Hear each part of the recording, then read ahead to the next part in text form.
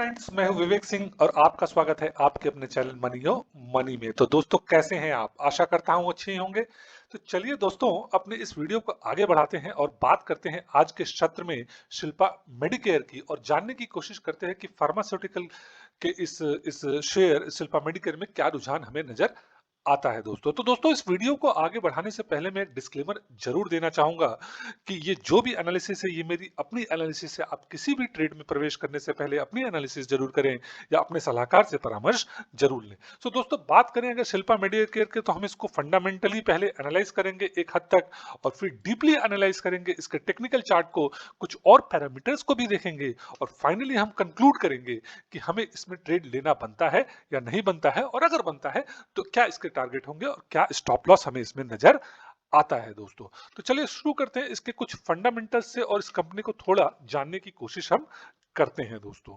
तो अगर हम बात करें ओवरव्यू की, तो ये एक स्मॉल कैप कंपनी है जिसकी 3,815 करोड़ का मार्केट कैप नजर आता है। As far as volatility is concern, ये 1.88x वोलेटाइल है निफ्टी के कंपैरिजन में दोस्तों।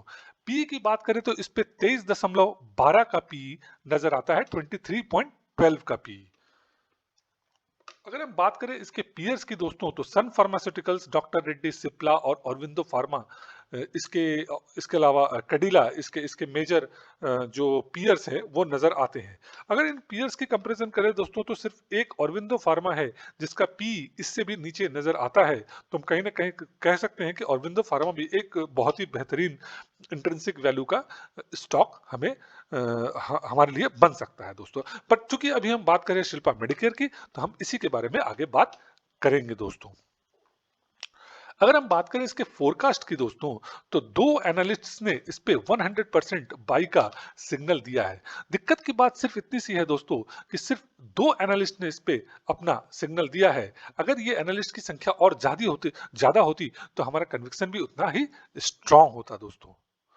अगर हम बात करें इसके फिनेंशियल्स की दोस्तों, तो फिनेंशियल्स में हमें higher than industry revenue growth, so revenue growth perspective से 8.38% का रेवेन्यू ग्रोथ हो रहा है, जबकि इंडस्ट्री का जो ग्रोथ है वो 7.29% है। अगर हम बात करें इसके नेट इनकम की, तो 16.2% का नेट इनकम इनका ग्रोथ है, वेयर एज जो इंडस्ट्री का एवरेज है वो मात्र 4 का है दोस्तों। अगर हम बात करें इसके मार्केट शेयर की, तो 0.37 से 0.39 मार्केट शेयर भी इसका बढ़ा है दोस्तों। बैलेंस शीट की अगर हम बात करें, तो बैलेंस शीट में भी दोनों पैरामीटर्स हमें जो है ग्रीन नजर आते हैं, वेदर इसका डेट टू इक्विटी रेशियो हो या फिर इसका इंडस्ट्री का करंट रेशियो हो, इन दोनों केसेस में ये हमें पॉजिटिव नजर आता है दोस्तों। बात करें अगर कैश फ्लो की, तो इस पे 8.18 का हमें फ्री कैश फ्लो नजर आता है। अगर आप देखें यहाँ दोस्तों कि नो रेड फ्लैग्स दिया है, कहने का मतलब ये है कि stock is not in ASM और GSM list, not a lot of promoters holding is placed, and the default possibility is low. तो खतरे की संभावना इसमें कम नजर आती है, डिफॉल्ट करना इसका बहुत ही हमें कम संभावना नजर आती है। एंट्री पॉइंट की बात करें दोस्तों, good time to consider the stock is not in overbought zone. Anyway, इसको तो हम अच्छे से एनालाइज करें, डिविडेंड पॉइंट ऑफ व्यू से दोस्तों डेफिनेटली एक अच्छी कंपनी नहीं है। अगर हम बात करें इसके होल्डिंग्स की, तो होल्डिंग्स में दोस्तों आपको एक पॉजिटिव चीज नजर आएगी कि म्यूचुअल फंड्स में, जो कि इसमें बिल्कुल ही कम थी और इनफैक्ट कुछ क्वार्टर्स में तो जीरो थी, अचानक इन्होंने 2.79% अपना जो स्टेक है म्यूचुअल फंड्स ने बढ़ाया। और दोस्तों, मैं बस अपनी एक पर्सनल राय देना चाहूंगा कि जब म्यूचुअल फंड्स किसी स्टॉक में अपना स्टेक बढ़ाते हैं, तो कहीं ना कहीं ये नजरिया नजर आता है कि जो इनकी एनालिसिस है, जो लॉन्ग टर्म एनालिसिस है और डीप एनालिसिस करते हैं, उसके बाद ही किसी शेयर में प्रवेश करते हैं, तो हमारे लिए भी एक पॉजिटिव सिग्नल नजर आ रहा है दोस्तों। लेकिन अगर बात करें वेर डोमेस्टिक इन्वेस्टर्स की, तो इन्होंने अपना जो इन्वेस्टमेंट है पहले भी कम था और इसको और भी ज्यादा कम कर दिया। फॉरेन इन्वेस्टर्स की बात करें तो they are quite invested in it, but comparatively इन्होंने अभी भी अपना स्टेक इसमें कम किया है दोस्तों। बात करें इसके न्यूज की दोस्तों, तो न्यूज में आप देख सकते हो कि Shilpa Medicare gains 2% after IND RA assigned IND A plus rating with stable outlook. तो कहने का मतलब दोस्तों कि पहले जो इसका रेटिंग था वो A रेटिंग था। अब जो IND इंडिया जो एक पर्टिकुलर रेटिंग एजेंसी है, उन्होंने इसको A प्लस का रेटिंग दिया है, जो कि एक बहुत ही बेहतरीन रेटिंग होती है। साथ में इन्होंने इसको स्टेबल आउटलुक भी ठहराया है दोस्तों। तो ओवरऑल ये इनके लिए एक पॉजिटिव खबर निकल के आ रही है। तो ये तो बात हुई दोस्तों इसके फंडामेंटल्स की। अब हम जंप करेंगे डायरेक्टली इसके टेक्निकल चार्ट पे और जानने की कोशिश करेंगे कि टेक्निकल चार्ट पे क्या रुझान नजर आ रहा है। तो दोस्तों फंडामेंटल की बात हम सिर्फ इसलिए करते हैं कि जो शेयर हम खरीदने जा रहे हैं एटलीस्ट उसके बारे में एक छोटा सा ज्ञान हमें जरूर हो, लेकिन हमारा जो मेन फोकस होगा वो टेक्निकल चार्ट पे होगा और हम जानने की कोशिश करें टेक्निकल चार्ट पे क्या रुझान नजर आ रहा है। तो टेक्निकल चार्ट पे अगर आप देखें दोस्तों ध्यान से, तो इसमें एक बहुत बड़ी गिरावट देखने को मिली थी और इस गिरावट के समाप्ति के बाद यहाँ पे इसने कहीं ना कहीं एक डबल बॉटम का फॉर्मेशन किया और धीरे धीरे इसके लोज ऊपर की तरफ शिफ्ट होते गए। बट आखिरी कुछ सत्रों में इसने लगातार एक फिर से गिरावट देखने के लिए एक करेक्शन आया और आखिरी 3 दिनों से ये ग्रीन के बाद ग्रीन कैंडल्स बनाता हुआ नजर आ रहा है और हर कैंडल्स में जो जो ओपनिंग है उसके ऊपर क्लोजिंग हुई है दोस्तों। और हर दिन की ओपनिंग पिछले दिन की ओपनिंग से ऊपर है, which is a very very good symptom of a stock. तो दोस्तों ये तो हुई एक पॉइंट, एक पॉजिटिव पॉइंट कि इसमें हमें 3 इनसाइड अप पैटर्न नजर आता है जो कि एक बुलिश रिवर्सल का साइन है और प्रोबेबिलिटी भी इसकी हाई है दोस्तों। अब हम बात करें एक और कैंडल स्टिक पैटर्न में आपको बताना चाहूंगा दोस्तों, जो कि हम बोलते हैं कि हेकिन एशे पैटर्न। इसमें अगर हम देखें दोस्तों तो लगातार रेड कैंडल्स के बाद एक पहली बार हमें ग्रीन कैंडल्स नजर आई है और एज पर एशे पैटर्न जब बहुत सारी डाउन ट्रेंड, बहुत सारी रेड कैंडल्स के बाद एक ग्रीन कैंडल नजर आती है तो वो एक बुलिश सिग्नल होता है और एक ट्रेंड के रिवर्सल की संभावना उसमें नजर आती है। तो ये भी पॉइंट, इस पॉइंट ऑफ व्यू से भी ये हमें पॉजिटिव नजर आता है। और अगर हम थोड़ा और क्लोजली देखें दोस्तों तो इसमें नीचे का विक ऑलमोस्ट नहीं है और नीचे जहां खुला था वहां से डायरेक्ट ये ऊपर की तरफ जाता हुआ नजर आया और ऊपर की तरफ ही क्लोजिंग इसने दी। तो ऊपर एक बड़ा सा शेडो है बट नीचे कोई विक नहीं है, जो कि एक पॉजिटिव सिग्नल है फ्रॉम एशी। एशी के स्ट्रेटेजी पर्सपेक्टिव से, एशी के कैंडल चार्ट जो जो तरीका होता है हमारा इसको इसको पढ़ने का, उस पर्सपेक्टिव से ये पॉजिटिव नजर आता है दोस्तों।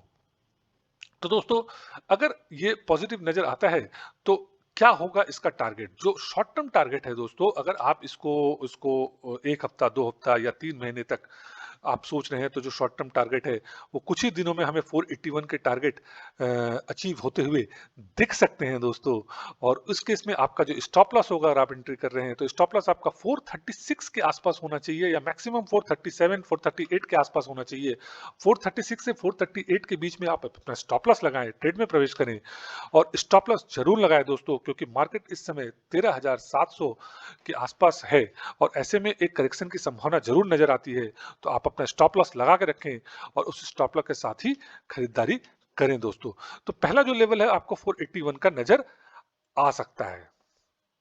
अगर आप लंबी अवधि का नजरिया रखते हैं दोस्तों, 3 महीने से ऊपर का या 6 महीने या साल भर तक का भी अवधि रखते हैं, हालांकि साल भर की जरूरत नहीं पड़ेगी इसमें, लेकिन जो देखने वाली बात यह है कि अगर हम कैंडल स्टिक पैटर्न पे वापस आए तो यहाँ पे गिरते समय आपने देखा होगा इसने एक बड़ा सा गैप का फॉर्मेशन किया है और इतिहास गवाह है दोस्तों कि जब भी एक गैप का फॉर्मेशन हुआ है उस गैप को फुलफिल करने के लिए वो स्टॉक एक बार वहां पे जरूर जाता है।